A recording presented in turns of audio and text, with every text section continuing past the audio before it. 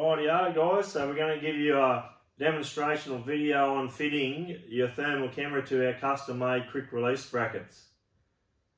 So we are really excited about this because we've been working on these designs for nearly a year now, and as thermals keep evolving and coming out, they change, and the power port, the charging power point is in different locations on all of them. So as they come out, guys, we are able to put all the right holes in the right spot, so when you guys fit the thermal camera to our mounts, you can get the USB-C lead plugged into them to charge them, so you can keep you in the hunt all night, keep your power, you don't have to worry about batteries.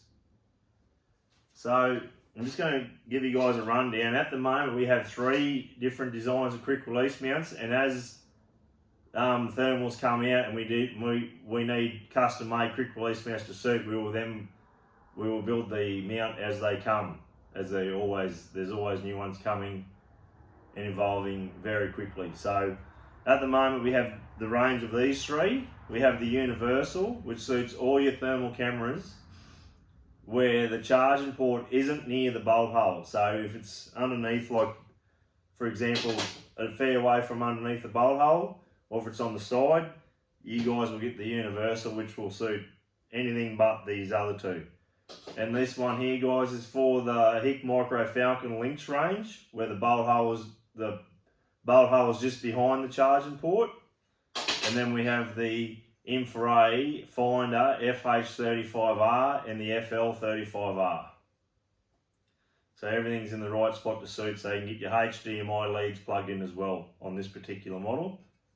So we're just going to give you a quick rundown on how to set it up. So with today we've got the old HIC Micro Owl OQ35, and it's just going to go on the universal mount. When you buy an upgrade kit for a thermal camera you got, you can purchase on the website to suit. If you already got a thermal camera bracket and you don't have one of our custom made quick release mounts, you can buy an upgrade kit, and it'll simply be 2 thumb bolts, the top hat quick release piece, and the quick release mount to suit what you order. It will come with some packing foam, because it's very important how you bolt your thermal down to here.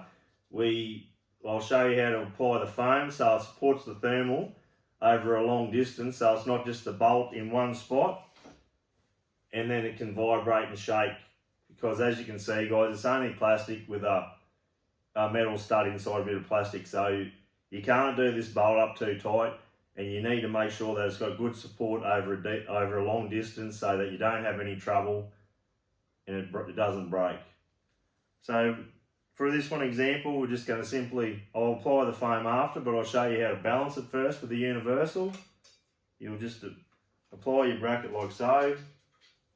We will supply the bolt and the washer in the kit to screw into your thermal.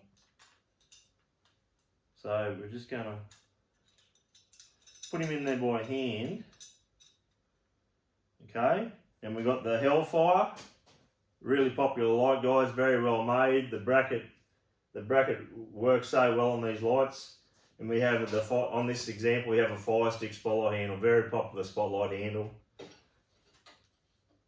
but they'll work on any spotlight handle. So you want it loose, guys. Okay, so you want when you apply this quick release mount, the hook goes over the top at the front and it slides down over the thumb bolts, and then you simply put your finger at the front and you want to pull the quick release mount back towards you and just nip the thumb bolts up. Don't do the thumb bolts up too tight, guys.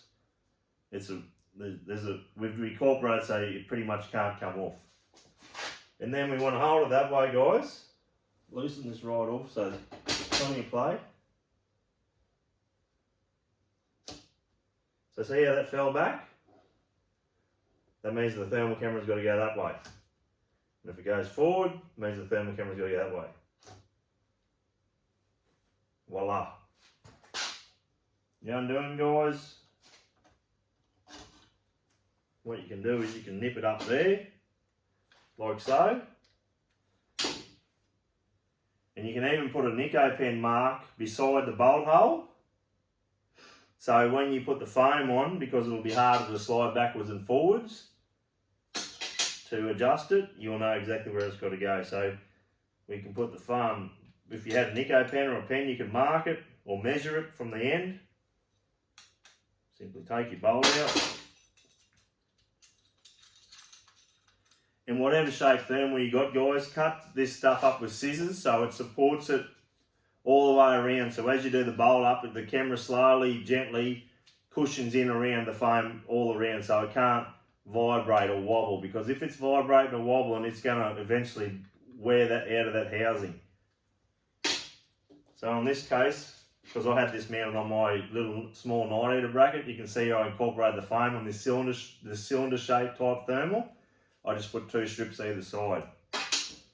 And I'll show you. So the foam that we supply you, just cut it to suit. I'm just going to put a strip. Sorry, that's not the right. I want the universal one. Just going to put a strip down there. This is really important.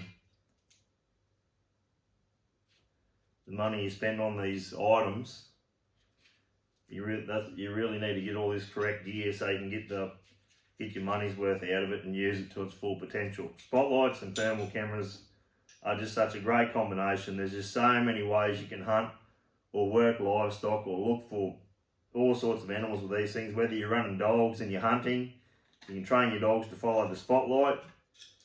And there's nothing like seeing things with your own eyes still, you know, your own senses.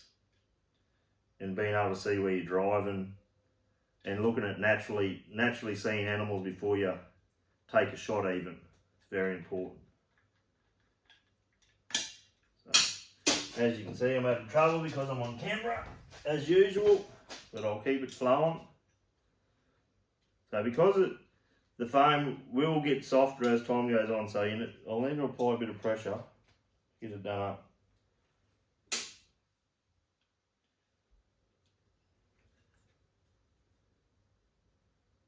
Like so. There we go.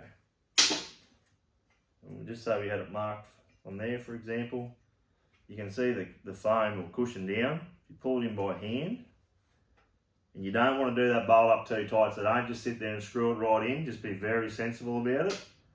And you just want to put enough pressure on so that the camera can't move and that it's well supported over the long distance.